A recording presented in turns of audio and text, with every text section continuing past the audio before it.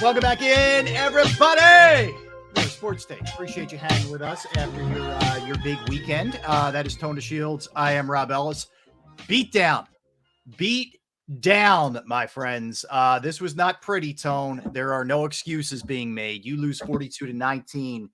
You get up 6-0 and allow 7 straight touchdowns. Can't happen. 6 straight touchdowns. That can't happen. And it felt like 7. Felt like about 15. But it was not pretty. And it was ugly. And you know what? Maybe this is the kind of loss that serves as a wake-up call more than a win, that maybe you get away with some things. That's the positive you take from it. But there's a lot of other areas that your mind can take. So good morning, Tone. Good to see you, man. Good morning, Rob. Serves them right. Serves them right, man. That was a grade A ass whooping. Yep. No ifs, ands, or buts about it. You know what's so funny? I'm watching the game and I'm thinking to myself, okay, strong start. But you got to put touchdowns on the board for one. But okay, I'm like, all right, you proved you can move the ball. Okay, whatever. But then all of a sudden, I want to say midway through the third quarter, I'm thinking to myself, oh, this must be what it felt like to be the Cowboys. I immediately thought to myself, wow, this must be what it's like to be a Cowboys fan on that Sunday night football game. You're watching an ass whooping and you can't do nothing about it. You know what I mean? So Yeah. Ultimately, so many things were brought to light that we kind of already knew, that we kind of overlooked because we all were drinking the Kool-Aid, even myself, right?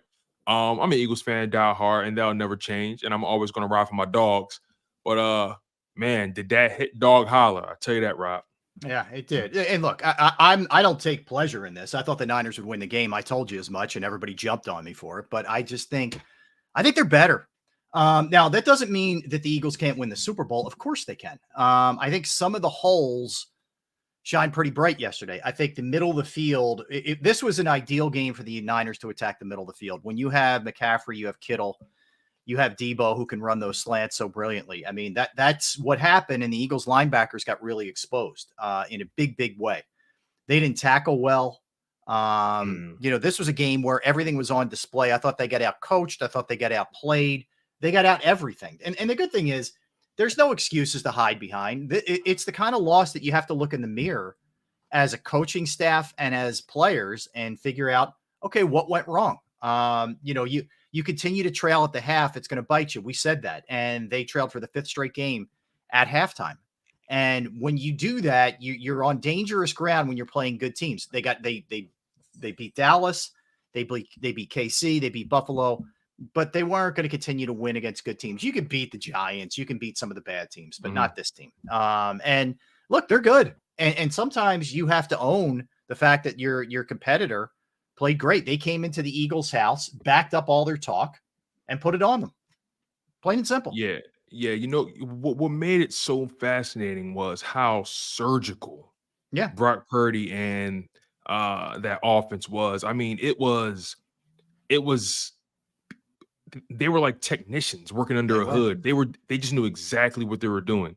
They didn't waste a single play, didn't waste a single moment. They put up 42 points on 57 plays. Yes. Really think about that, you guys.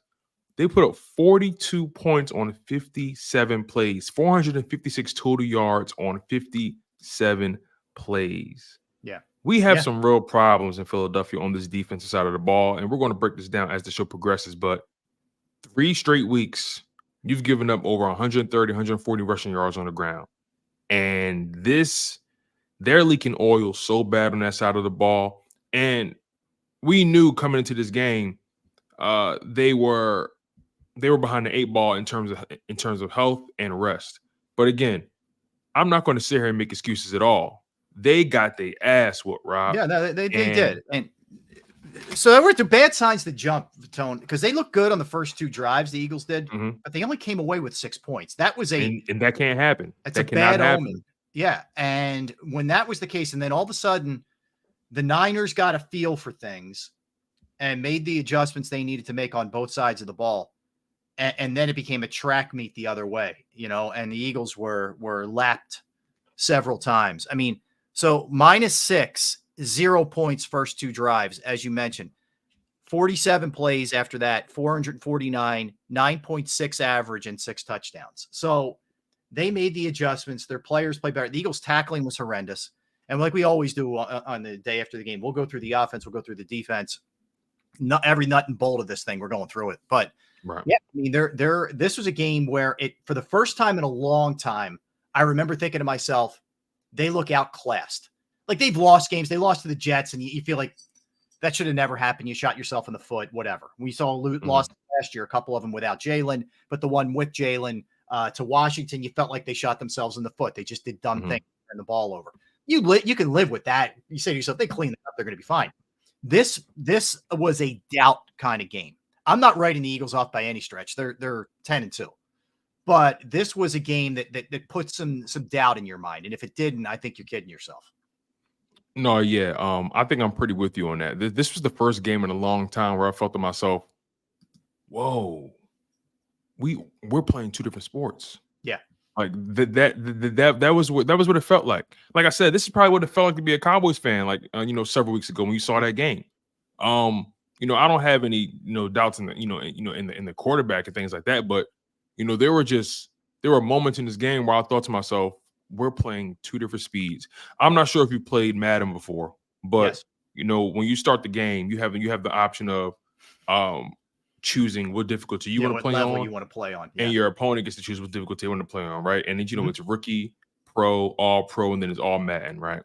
And it looked like the Philadelphia Eagles chose the harder difficulty, and they should have been on beginner.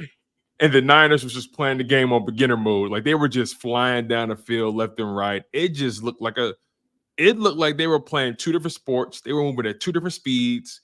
It looked like the Eagles were afraid to even put hands and feet on anybody, after those first two drives. And this game is a complementary game, right? Football, offense and defense and special teams have to work together in order to get to the W, right? There's going to be some days where your defense doesn't show up and your offense has to overcompensate and vice versa, right? But man, defense didn't. After those first two drives, defense shot their load and they just packed up, and it was almost like they weren't on the field. Yeah, I have real concerns about this defense, right? I have real concerns about this defense. Well, the thing you could hang your hat on was the run defense. From up until about the last 3-4 games, you said to yourselves, hey, look, they do have some secondary issues, but teams can't run. You're going to make them one-dimensional. That's not the case anymore. They've now been rushed on by the opponent in a big way. Buffalo took it to them. KC took it to them. And now San Francisco took it to them. And I know Dallas isn't necessarily what you call a great running team, but still, it don't matter. It don't matter. Teams, yeah, it doesn't matter. No, exactly right. I didn't see I was really disappointed. I felt like Brian Johnson and Desai and Nick Sirianni, for that matter, of course, he's first, had no answers for Shanahan. Like Shanahan was performing surgery on them. Steve Wilkes was performing surgery. Like I'll give you a good stat here from Paul Domowitch, who does an awesome job covering the Birds. But the Eagles blitz Purdy 11 of 29 pass plays. That's about 38% on Sunday. Against the blitz, Purdy 10 of 11, 213 yards, 3 touchdowns, no sacks. Just gutted you on every time. So for everybody, like blitz. Careful what you wish for, because when they did blitz, Purdy took them apart. And the other thing is, like, people have got to stop with this Purdy's just a game manager thing. Purdy is an excellent quarterback. You can say whatever you want, system. I don't care. I'm not going to, because I don't think Jalen Hurts is a byproduct of just having good talent around. I think he's an excellent quarterback. I think Purdy is too. It gets to a point. It gets to a point where you have to start putting respect on the young man's name, right? I always felt like he was a good quarterback, but I always felt like there are certain things that are working for him. But at the end of the day, all you can do is operate with what you've been given. That's all you can do, right? Yeah. We can talk about, what if he was in this situation? What if he was in that situation? The bottom line is he's in his situation and he's maximizing his situation to the best of his ability. And you got to put respect on his name, in that regard. The fact of the matter is, Jalen Hurts yesterday, that offensive line pass blocked for him very well yesterday. Very well, all things considered. Run blocking obviously wasn't the best, but pass blocking, they did very well, gave him a lot of time back there.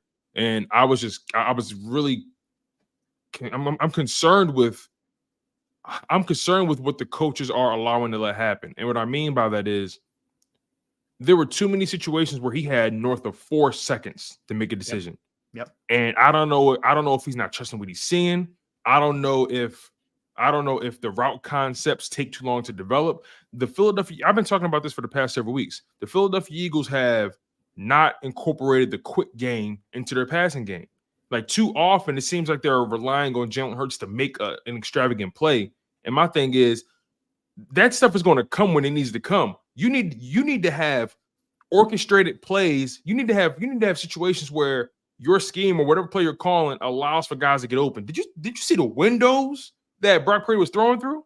Yeah, like there was always at least 3 to 4 yards of distance between the Niners receiver and the Philadelphia Eagles DB, or a linebacker. It was insane how big the windows were. So my thing is, what are the coaches not doing to put these receivers and the quarterback in the best position possible? I mean, it wasn't like Jalen Hurts turned the ball over. No. It was just like it seemed like it was nothing open after those first 2 drives. And I don't know. I think nothing was open to him, but I'm not going to let Jalen off the hook either. Like, he had a decent game, but I thought he held the ball too long a couple of times. Agreed. And that's becoming a bit of an issue. And maybe that's because there was great coverage down the field. Sometimes you tip your hat to the Niners, but then last year he got the ball out way quicker. Yeah. No, so that begs the question: is there a problem with what the OC is calling and he's not feeling it? Does he not trust what he's seeing? There has to be a disconnect there. His anticipation is all the way out of whack. Yeah, it is. And I think one of the other things we're seeing here is Shane Steichen was awesome at his job. Awesome. This guy's doing a ton with nothing in Indianapolis, and that's not a coincidence. The guy was really good. Now, they're missing him. Okay, don't lose sight of that. Not you, but everybody. Don't lose sight of the fact that Steichen was legit. But yeah, I think plays are too long to develop. I think Jalen could do a better job. I think there's a lot of things going. I'll tell you, Tony, I'm less concerned. I think there's so much talent on the offensive side of the ball that they can right themselves. But I don't see enough talent on the defense, man. I know they might get Shaq Leonard, but Shaq Leonard was just cut because he may not be physically there. We haven't heard any word on if he's going to choose the Eagles or the Cowboys yet. We haven't heard, but their linebackers got so exposed. And I know Zach Cunningham wasn't playing and that hurt, no doubt. But still, I mean, Christian Ellis, he should be a special teamer. He's a good special teamer.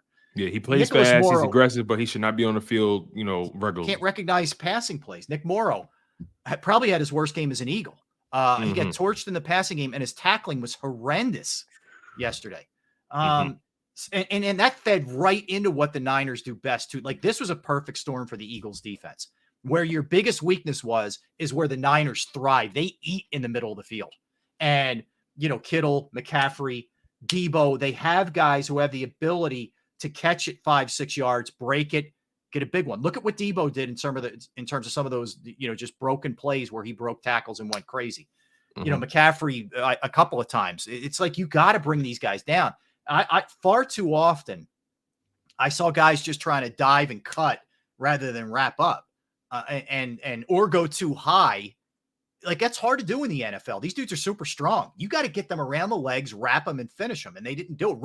Roby on Purdy. Like, you got to bring Purdy down, man. Purdy's not McCaffrey that was and embarrassing. Kittle and Debo. That was embarrassing. That was terrible, man. And then penalties in key spots, right? Josh Sweat, boneheaded penalties that they would have settled for a field goal because you were lined. It wasn't even like a bang situation. You were lined up in the neutral zone. What's starting to really hold true over these past few weeks? There's been a lack of attention to detail. Yes. On both sides of the ball, right? Yeah. There's been a lack of execution. There's been a lack of attention to detail, and they've gotten away with it because they've been winning, right? And again, myself included, we've all been drinking the Kool-Aid, right? But the fact of the matter is, sometimes you can put too much sugar in Kool-Aid, and then all of a sudden you realize, this ain't good. And guess what? Good. And guess what? This is exactly what that was. Yeah. So look, man, this is the kind of game where you got to eat it.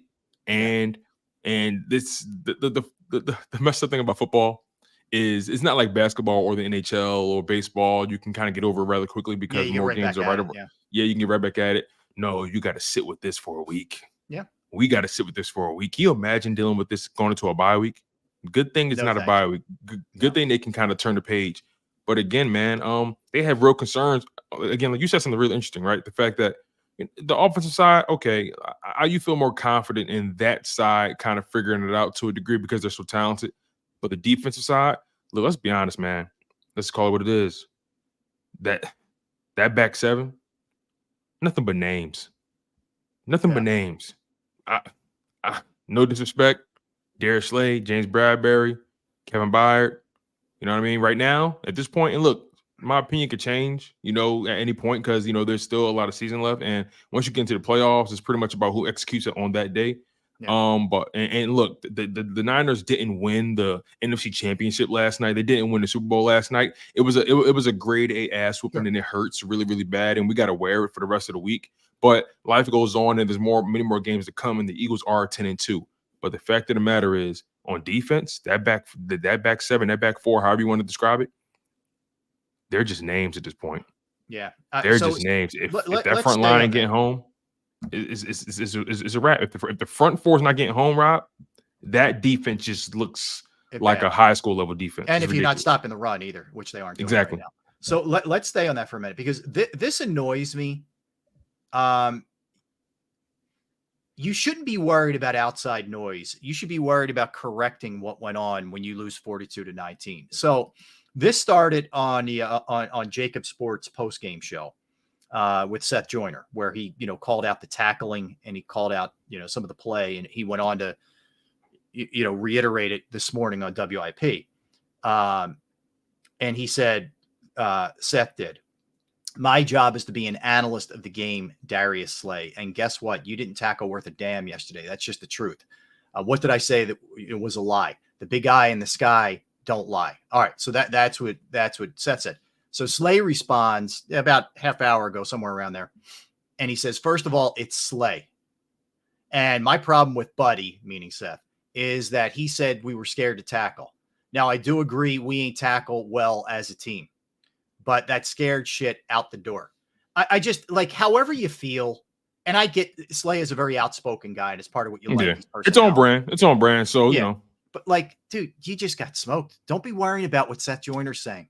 Worry about fixing your problems, man. Like, come on. Don't listen to the outside noise. You got to stay locked in what's going on. That bothers me. I actually agree with you 110%, if that's even possible. You know, the fact of the matter is you got smoked. Whether if you weren't scared or not, what did it look like?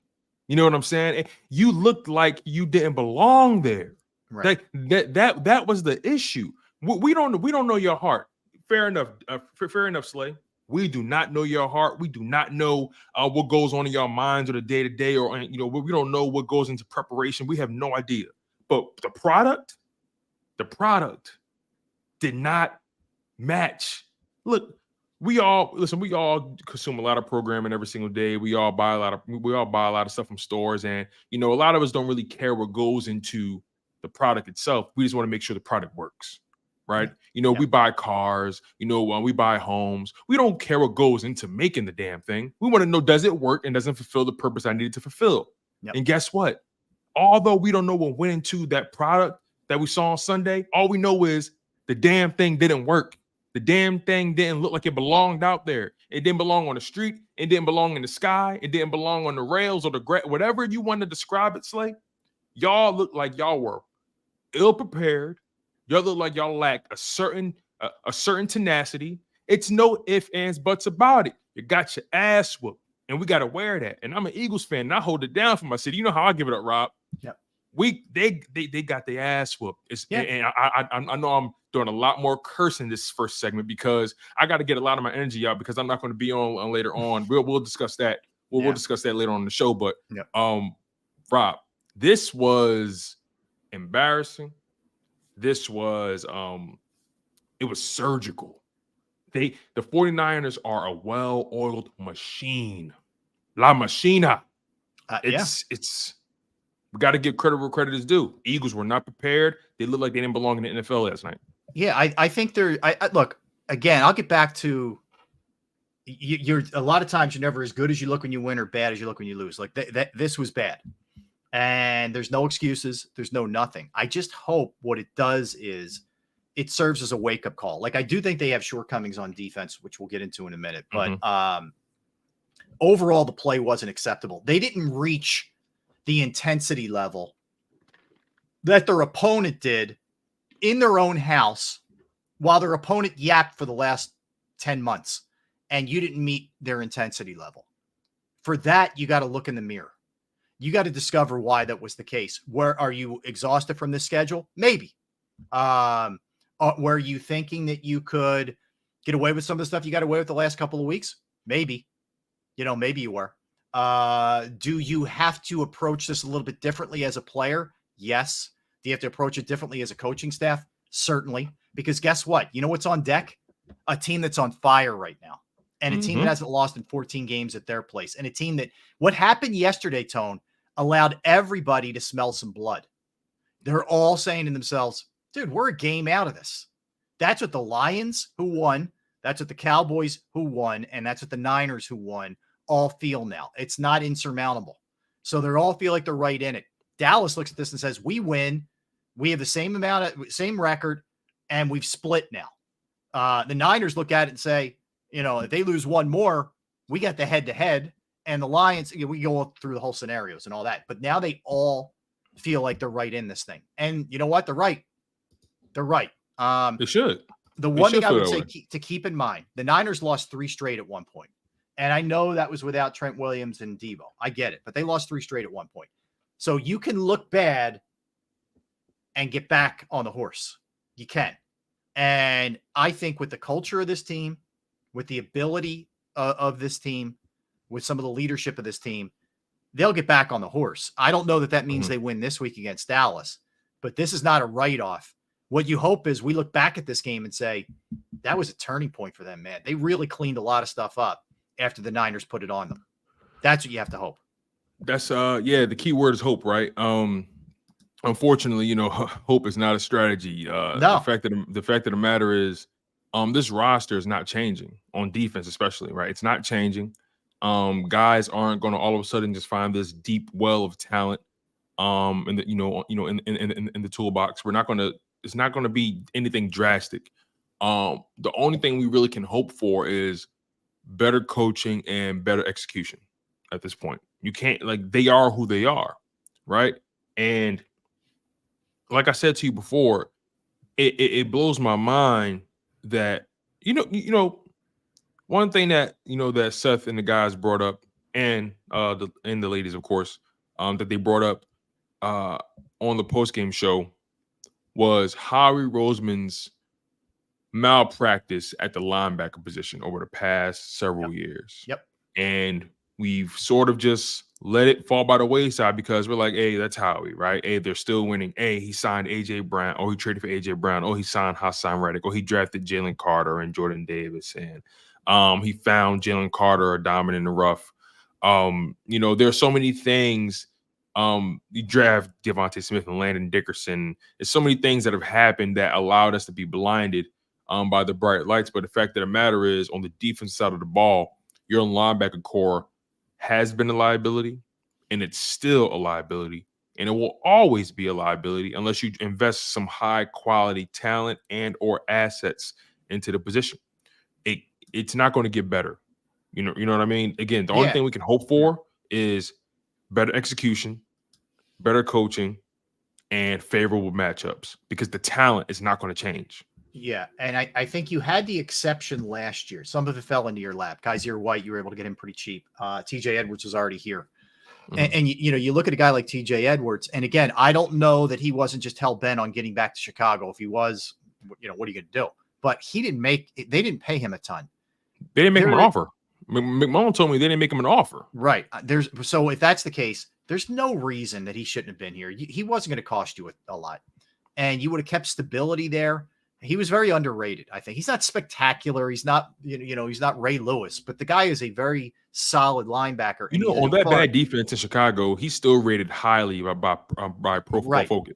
And he's a far cry better than what you have here, and even this is why I can't by the Zach Cunningham thing. I get they missed him. Zach Cunningham was on the street. You cut Nicholas Morrow. That's how much you thought of him. Mm-hmm. Christian Ellis was at best going to be a special teamer. Like that's who you're counting on, you know? And unfortunately, Nakobe Dean didn't play that well before he went down, and then he went down and he's done for the year. So it doesn't matter. Like we could sit here and what if all we want, you know, that part's a shame, man. You know, so I don't know. It was a disappointing game, and let's face it, we're not accustomed to this. So when it happens, that's it's all the more kind of jarring, right? And we're not accustomed to losing today. Yeah. Like I said to you, I can't remember the last time they lost like that. Because, like, you know, because you can always blame it on certain things. Okay, well, there's a clear talent gap, right? You can blame it on certain things. Yeah. But nah, it's more than just a talent gap. The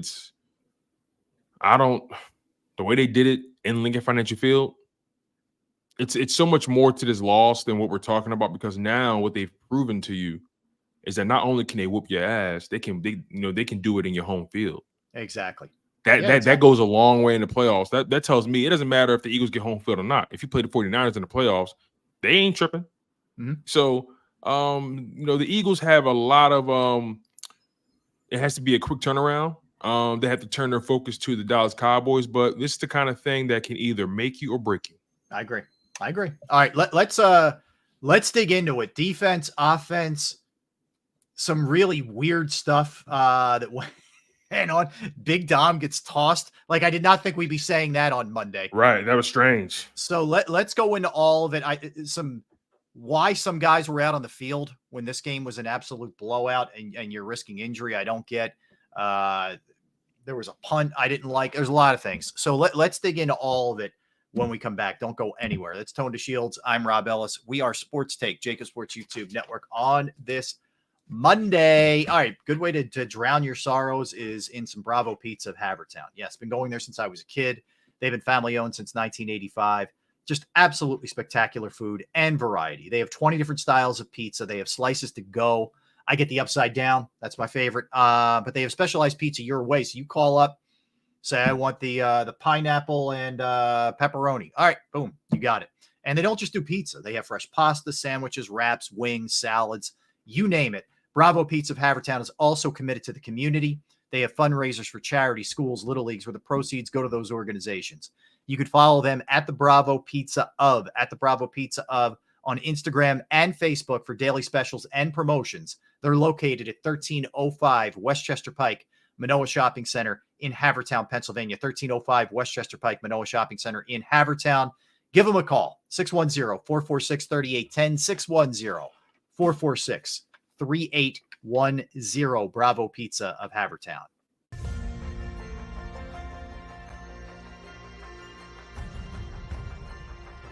I remember getting my heart broken when they lost the Super Bowl in 2004. We were big Eagles fans. We moved to South Philly because of the Eagles. When they won, we went straight to Broad Street, and everybody was going nuts over there, and it was just a memory that you'll never forget.